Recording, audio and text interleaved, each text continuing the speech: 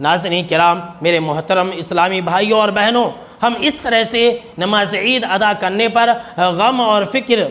ہرگز نہ کریں۔ ذرا سوچیں کہ 2 مہینے سے زیادہ جو لاک ڈاؤن ہے،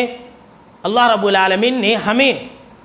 ہمارے گھروں کے اندر امن و امان کے ساتھ، صحت اور تندرستی کے ساتھ قائم و دام رکھا ہے۔ یہی کتنی بڑی نعمت ہے، بہت بڑی نعمت ہے ناظرین کرام۔ جانتے ہیں ابن ماجہ اور ترمذی کی صحیح روایت ہے، حبیب کائنات جناب محمد عربی صلی اللہ تعالیٰ علیہ وسلم نے فرمایا کہ اگر کسی انسان کو اس کے گھر میں، اس کے خاندان میں اگر اسے امن و امان نصیب ہوئی، اگر اس انسان کو اپنے جان سے کوئی خطرہ نہیں ہے اور اس انسان کے پاس 1 دن کا کھانا موجود ہے، 1 دن کا اناج اس کے گھر میں موجود ہے، ناظرین کرام یاد رکھ لیں، آپ صلی اللہ تعالیٰ علیہ وسلم نے فرمایا کہ گویا کہ اس کے لیے ساری دنیا جمع کر دی گئی ہے۔ اللہ اکبر۔